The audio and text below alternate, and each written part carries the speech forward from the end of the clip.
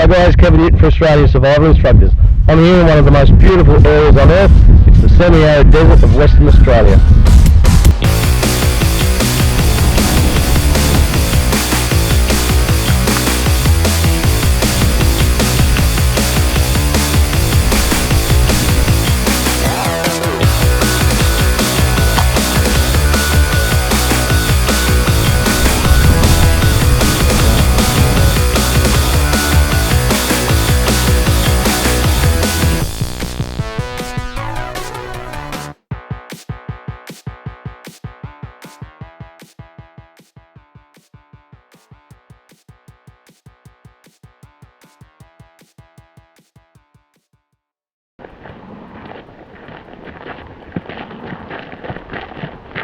Oh, look at that.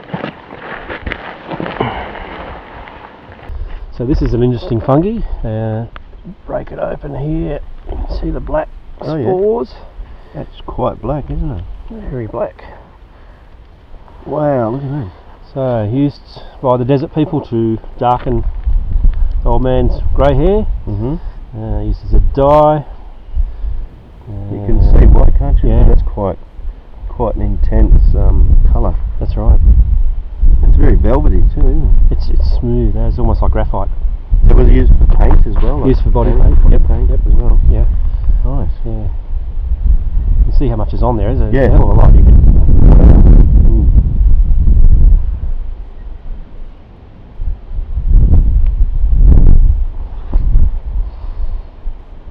So a bit of water, and then probably make quite a paste. This is what I love coming to WA for, sandalwood nuts. I've come across this small tree. I've already cracked a few open, but they're a little bit dry, so hopefully I'll be able to gather a few more. That one's dry. I'll fry some up for dinner. These are absolutely delicious, fried up. Yeah, a few of these are quite old, so I'll keep going for a walk. And, oh, here we go, here's a beautiful one. Absolutely, look at that. Prime example, sandalwood nut. You know, most people know the sandalwood for the perfume, but the nuts, I'll tell you what, if you get the chance, try these fried, a bit of oil, absolutely beautiful.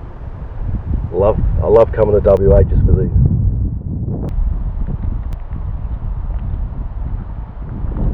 So you've never seen this many before, have you? No. I've seen trees of a smaller size with lots of fruit on them, but I've never seen this many dropped already at this time of the year. Pretty special.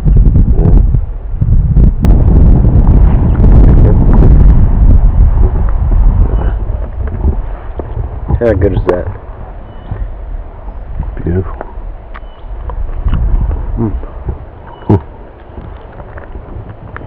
It's a real welcome feed.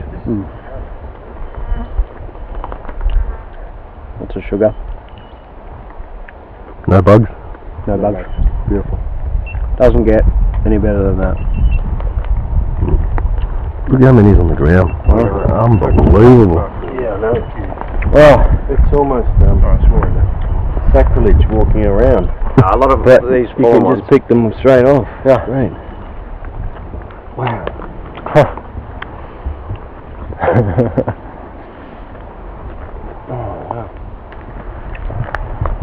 Well, so I've been a kid in a candy shop.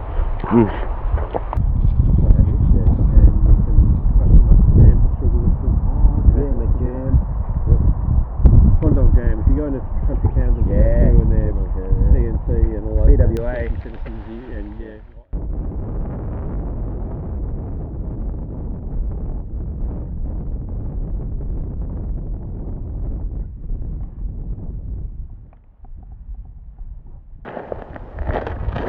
Just come across this awesome bit of Aboriginal history and culture. This is what's known as a nama hole, silent G, a water hole. And what the Aboriginals would do, they'd cover the capstones in summer so the water wouldn't evaporate. This has been filled in over time with sand. And another interesting thing I've noticed is there's a little bit of debitage here. Debitage, which is the spoils of flint knapping. It's been left here.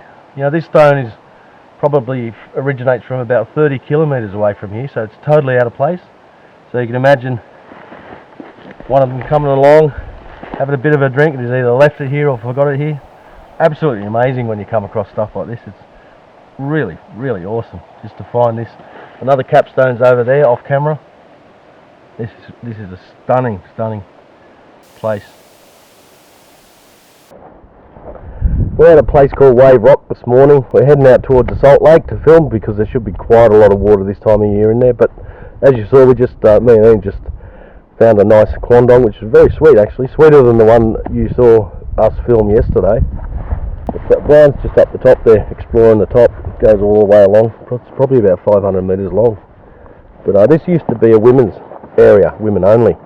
The men's initiation cave is about 20 kilometres that way. I'll be doing some more filming later on. But this is just a beautiful, serene spot. It really is. Morning sun's coming up. You can see the dark blue in the background. And this is unbelievably beautiful.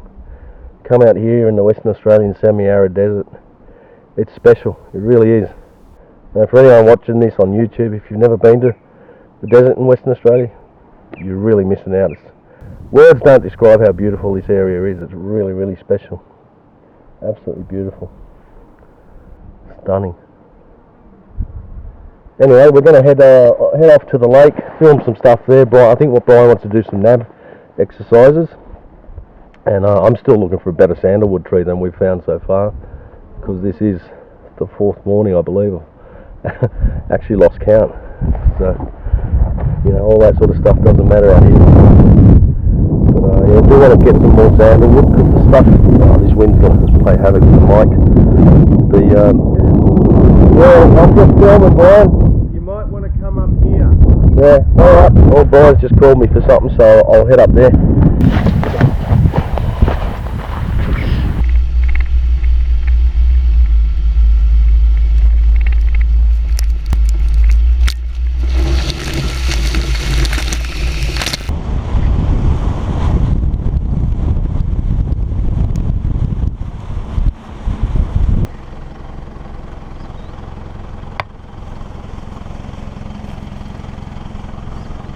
This is a version of samphire. Oh yeah? So it's always in a salty type environment, which we've got here, salt pan, and absolutely full of moisture. Oh, you can see that, can't you? It's amazing. And there's so much of it around as well. So if you use that in a solar still, for example, you can actually crush it in your clothing and drain it. Yeah. And have water, but it's great in a solar still. Yeah, I can imagine. I mean, the amount of moisture you get out of that's substantial. Yes. A little bit salty to taste, but it is edible. Oh, that's unbelievable. The amount of moisture in there. That is unbelievable. That's fantastic. And taste the salt? Yeah, a little bit salty, but yeah. Great. Yeah, grabs a little bit for me so I can taste it, Bob. Yeah, sure. So that has such an unbelievable. It's actually not as salty as some of the stuff we get over there. Yeah. You can use it as a salad vegetable as well. Yeah. Yeah, because a lot of the time I don't like getting stuff by the ocean because it is too salty. Too salty, yeah. Yeah, really, really salty. Some varieties are really salty. Yeah, but this is not too bad. Fry it up with some snails and it'd go down well. Yeah. Over our way. Yeah. Yeah. Yep. Oh, good.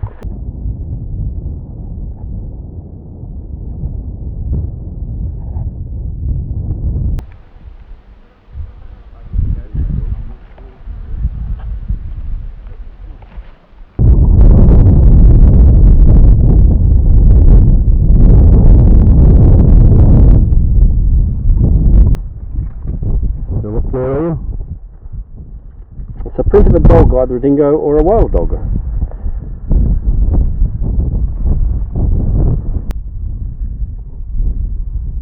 Heading off in that direction.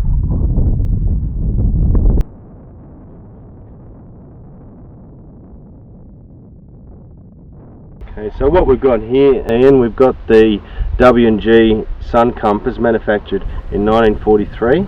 So this is the antique one we use and we'll be using on this course. Department of Defence, made in Australia. We have a base plate made out of metal with the axis of travel. This will be bolted on to pretty much either an open bonnet or next to the driver of an open top vehicle. Obviously we need the sun wind to get our shadow. So this will be bolted on next to the driver. We've got an axis of travel which we set up, and we've got these cards. So these are gnomon cards. Now for 30 degrees latitude I've got 13 cards here. So all we need to do is pick the correct card for the time of year. We place that onto the sun compass, and then what we need to do is determine local apparent time. We do that through longitude and equation of time. We're roughly 3 degrees west of the meridian here in Western Australia. That'll give us 12 minutes difference, and then with the equation of time, it's written on the card anyway, we've got another 3 minutes. So we've got a 15-minute difference which we need to take into account when we set up the sun compass. So in this example it's actually 11:45 right now, and we can set that up here. All we do is rotate it slightly to get our shadow marked on the gnomon, and that is true north. Excellent. So Brian, if I'm travelling in my vehicle and I want to select a bearing of 330 degrees, how do I set up the sun compass so I can travel on that bearing? So the bonnet of our vehicle has to be travelling at this point. Correct. So the bonnet of the vehicle is aligned with the axis of travel on this base plate here. So that's permanently attached in line with your vehicle. So all we're moving is the actual card and then the vehicle. So we turn the gnomon card to 330 degrees.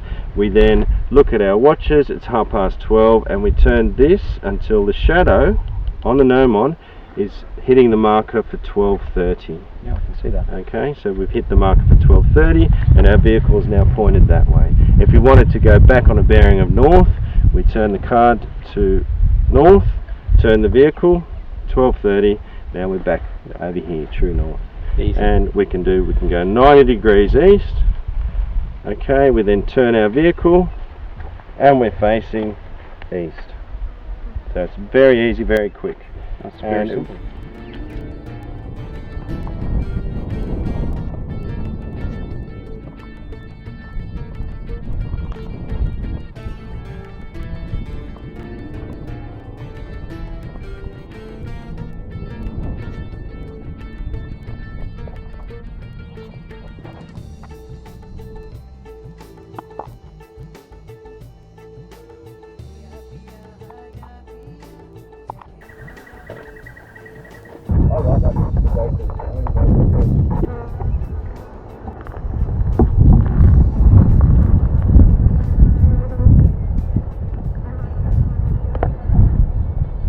I thought it'd be up before. Yes, up sort of horizontal with where it says LRDG. And 67515, 67515, 515. So that'll be, just keep it halfway. So new? Yep.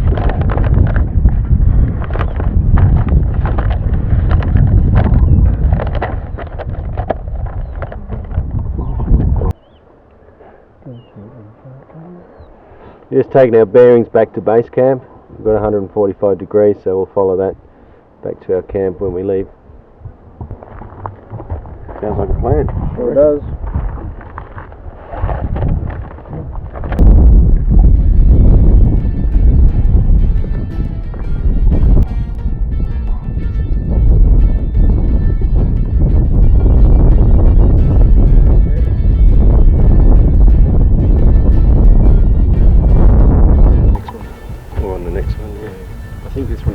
Going around the corner.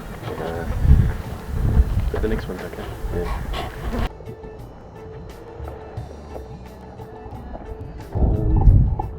Is it just the will be?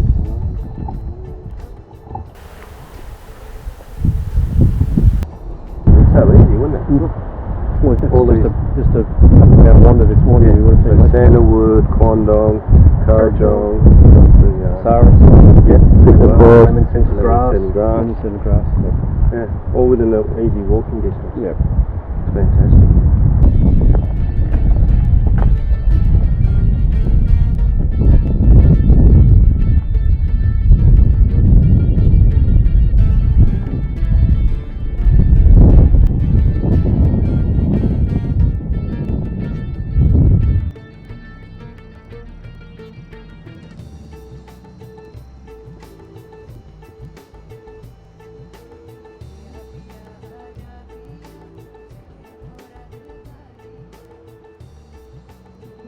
it.